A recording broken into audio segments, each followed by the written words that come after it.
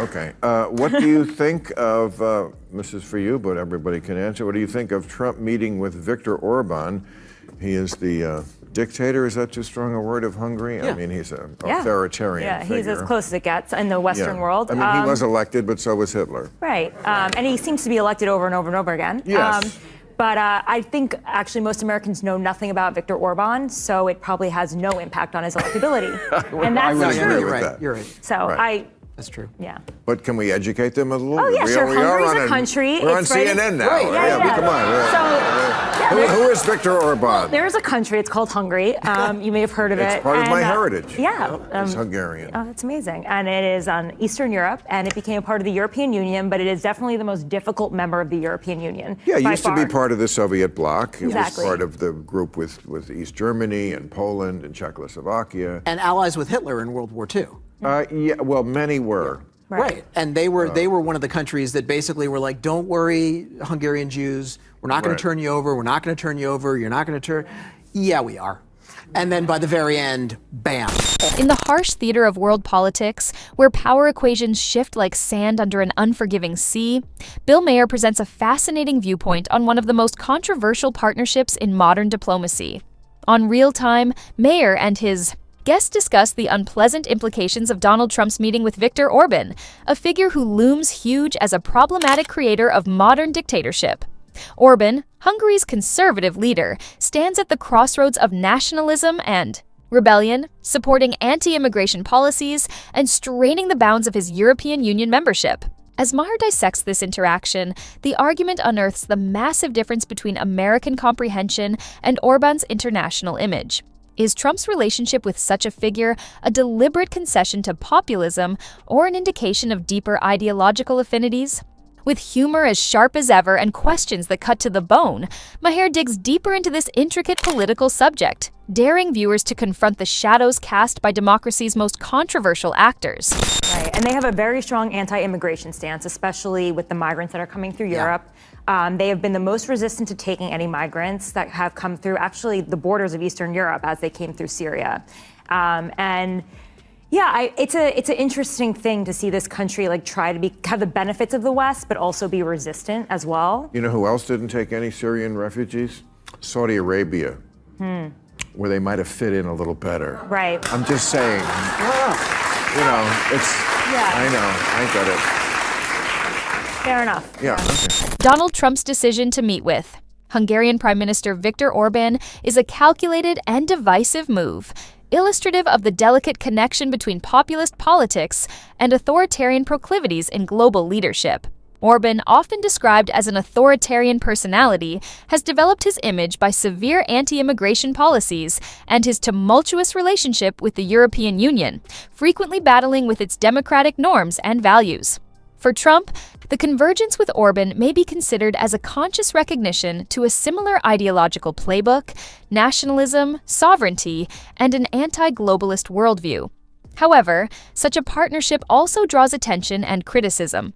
Does this meeting imply a greater endorsement of Orban's authoritarian approach, or is it a calculated move to pander to Trump's supporters by displaying relationships with like-minded leaders?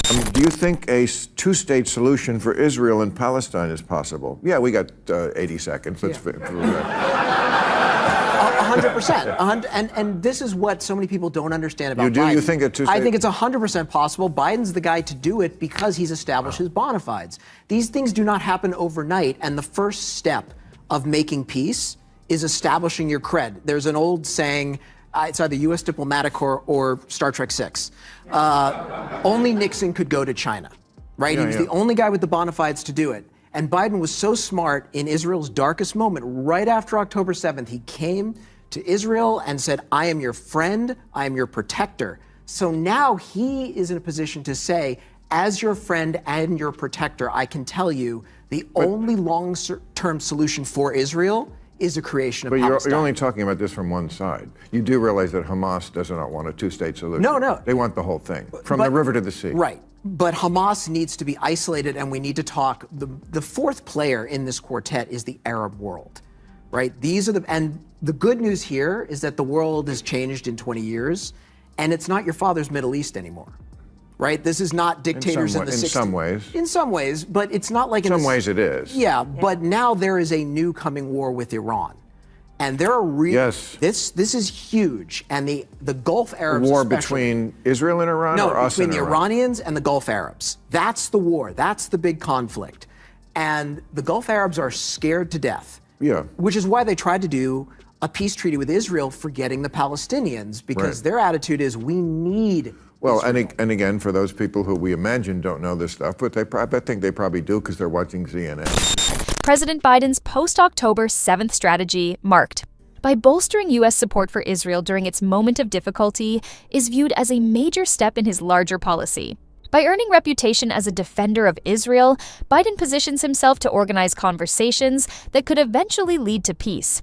However, major hurdles exist. The panel highlights Hamas's outright rejection of a two-state framework, demanding, instead, for entire territorial sovereignty, from the river to the sea.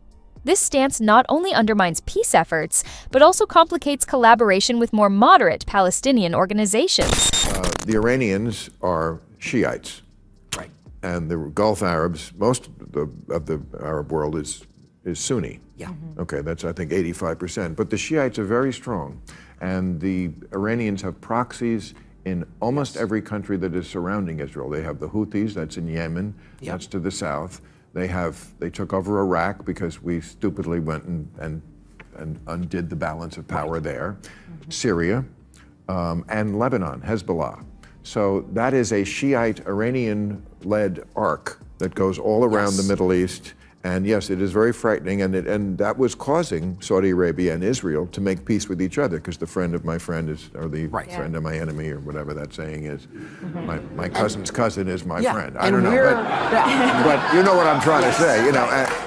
But we're in a better position than we've ever been in between alternate energy tech and alternate energy business practices and infrastructure. We're not their crack whores anymore. Right. Right? We're in a position now where if we walked away, we'd be in much less pain than we were 20 years ago. And 20 years from now, we can just walk away. And they know that. Right. So now is the time to really pressure them and say, listen, if you want our support against Iran, you need to back a Palestinian state and use your money to build it, and then use your sons in their uniforms to be a peacekeeping force. Right. But again, you're going to have to convince the Palestinians themselves that they don't get the whole thing, because they don't seem to really want to give up on that idea. Well, the that's whole the thing. river to the sea, we get it all. Well, that's Hamas. Are we talking that, or regular Palestinians? Well, you know, most Palestinians are just regular people who want a life. And remember, it was Arafat who walked away from that. Right. It was their leadership. Well, he was what you would call a regular Palestinian. I don't know what that means, but you're talking about the West Bank as opposed to I'm talking about Gaza. the West Bank versus Gaza. Those are two different ecosystems. Okay. The role of the Arab world shows as another key element historically separated between Sunnis and Shiites. The Middle East is seeing seismic changes, with the Gulf Arab nations recalibrating their postures despite the rising risk offered by Iran. These nations developing relations with Israel, motivated by comparable security concerns, contrast sharply with their historical alignment with Palestinian causes, further complicating the regional dynamics.